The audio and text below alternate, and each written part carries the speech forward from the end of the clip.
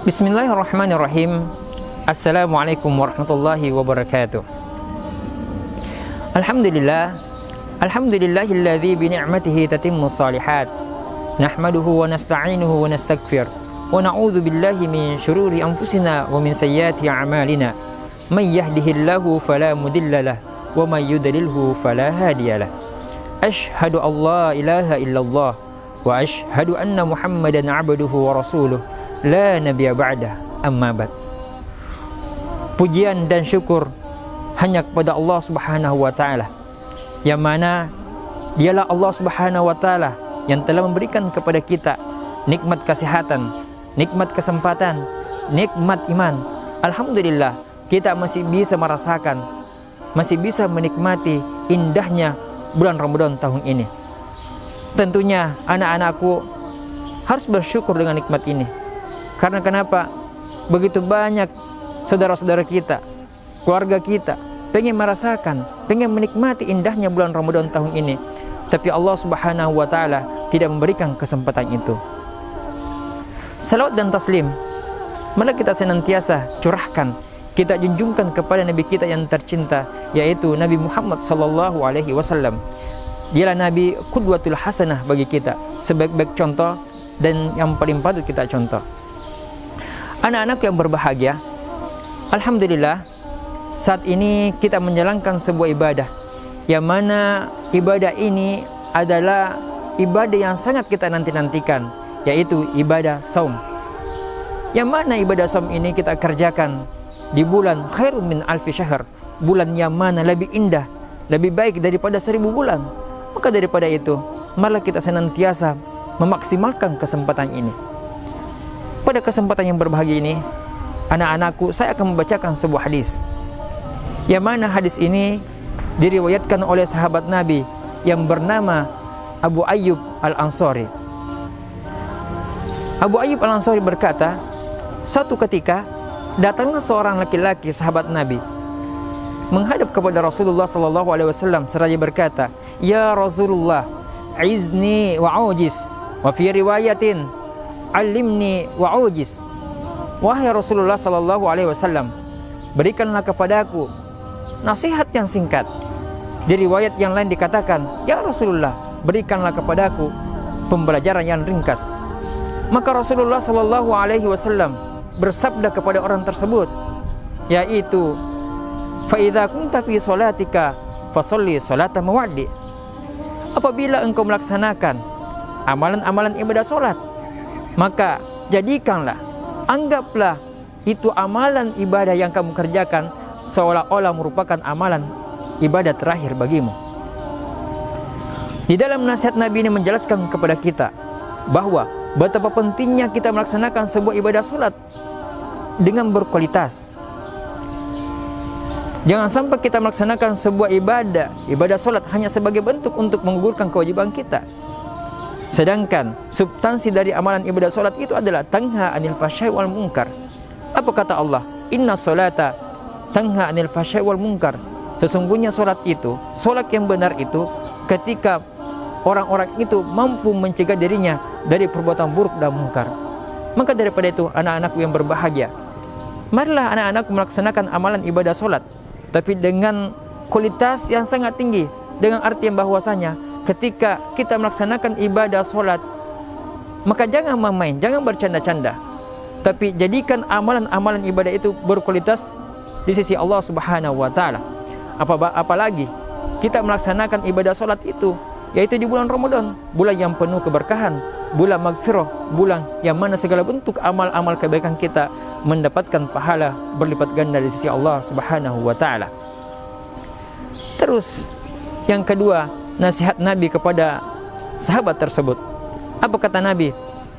Fa idza takallam fala tatakallam bi kalamin ta'tathir minhu godan. Apabila engkau bercakap-cakap, apabila engkau berbicara, janganlah berbicara yang mana perkataanmu itu membuat kamu akan meminta maaf di hari yang akan datang. Pesan singkat Nabi ini menjelaskan kepada kita bahwa betapa pentingnya kita menjaga lisan ini. Di dalam pepatah Arab dikatakan, al-lisanu sagirul jirmi wa kathirul jurmi. Lisan itu kecil, tapi dampaknya sangat buruk. Dampaknya juga sangat besar. Maka di dalam Islam, menjaga lisan merupakan indikator seorang muslim. Dia beriman kepada Allah Subhanahu wa taala. Apa kata Nabi? Man kana yu'minu billahi wal yawmil akhir falyakul khairan aw liyasmut.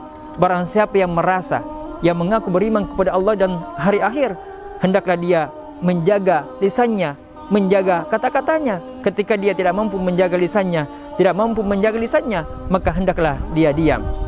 Maka di sini berlaku peribahasa, diam itu merupakan sebuah emas. Ada sebuah kisah anak-anakku. Suatu ketika Luqmanul Hakim dipanggil oleh tuannya. Wahai Luqmanul Hakim, ta'ala ila huna. Luqmanul Hakim, kemari engkau. Apa kata Luqmanul Hakim? Ya tuanku, ada apa? Ambil ini kambing, silakan kamu sembelih dan berikan yang terbaik dari kambing ini. Dengan segera Luqmanul Hakim mengambil kambing dari tuannya dan dia sembelih, dan dia berikan lisannya kepada tuannya.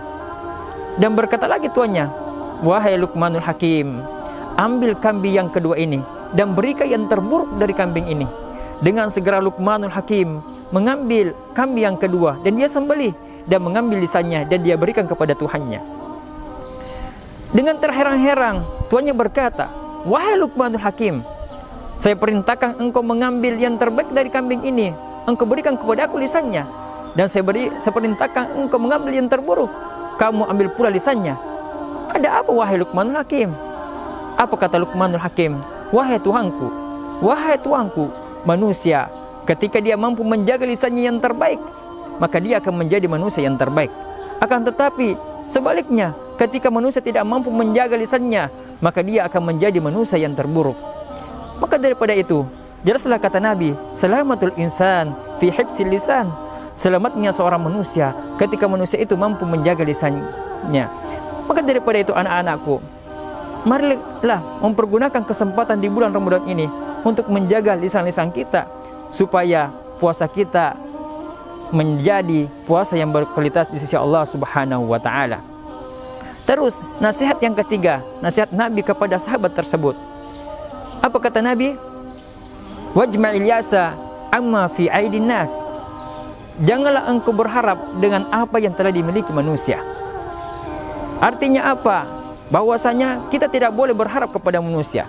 Malah kita senantiasa bersandar, meminta doa, meminta harap kepada Allah Subhanahu wa taala. Karena kenapa? Seringkali ketika kita meminta harapan kepada manusia, seringkali pula kita dikecewakan. Maka daripada itu anak-anakku semuanya, berdoalah kepada Allah, memintalah kepada Allah, karena segala bentuk permintaan kita pasti akan dikabulkan. Apa kata Allah? Uda'uni astajib lakum. Berdoalah kepadaku, memintalah kepadaku, kata Allah. Niscaya segala bentuk permintaan kamu pasti akan aku kabulkan. Manusia ketika dia meminta kepada Allah Subhanahu wa taala, khususnya umat Islam, pasti akan dikabulkan segala bentuk permintaannya. Dan ini tentunya diperjelas di dalam hadis Nabi. Apa kata Nabi? Ma min muslim yad'u bid'awatin laisa fiha ithmun wala qati'atur rahim illa a'tahu Allahu illa min thalas. Setiap muslim yang berdoa kepada Allah Subhanahu wa taala, yang mana doa-doanya tidak ada unsur-unsur zalim, tidak ada unsur-unsur dosa, tidak ada unsur-unsur memutuskan silaturahmi, maka Allah Subhanahu wa taala menjawab doa-doanya dengan 3 bentuk cara. Apa yang pertama kata Rasulullah? Yang pertama, imma ayyuajjilahu da'watahu. Bisa jadi ketika dia berdoa saat itu akan langsung dikabulkan doanya, ataupun 1 bulan ataupun 1 tahun setelah dia meminta akan dikabulkan doanya. Tapi ada juga cara yang kedua kata Rasulullah, wa imma ayyudakhiralahu fil akhirah. Bisa jadi segala bentuk permintaannya dia tidak dapat di dunia, akan tetapi menjadi tabungan dia di akhir kelak. Dia akan memanen di akhir kelak. Terus yang ketiga kata Nabi, wa imma ayyusrub anhu su'amisliha. Bisa jadi segala bentuk permintaannya tidak Allah berikan di dunia, tidak Allah berikan kepadanya, tapi Allah Subhanahu wa taala mengganti permintaannya yang serupa dengan permintaannya. Karena kenapa? Asa, kata Allah, asa an tuhibbu syai'an wa huwa syarrul lakum wa asa an takrahu syai'an wa huwa khairul lakum. bisa jadi kamu suka sesuatu, kamu minta sesuatu kepada Allah, tapi itu sebenarnya buruk bagi kamu. Begitupun sebaliknya. Bisa jadi kita menganggap buruk sesuatu itu, tapi Allah menganggap sebenarnya itulah yang terbaik bagi kita. Maka ketika contohnya kita meminta rumah yang mewah, meminta mobil yang besar, mobil yang mahal kepada Allah, ya Allah berikanlah kepada aku rumah yang mewah, mobil yang besar, uang yang banyak. Tapi Allah mengetahui ketika nanti ini hambaku jadi kaya, besar rumahnya, dia akan menjauh kepada aku. Jadi Allah menggantikan permintaan kita dengan cara apa? Dengan cara kita diberikan nikmat sehat, kita dihindarkan dari segala bentuk mara bahaya. Itulah jawaban-jawaban dari doa-doa kita.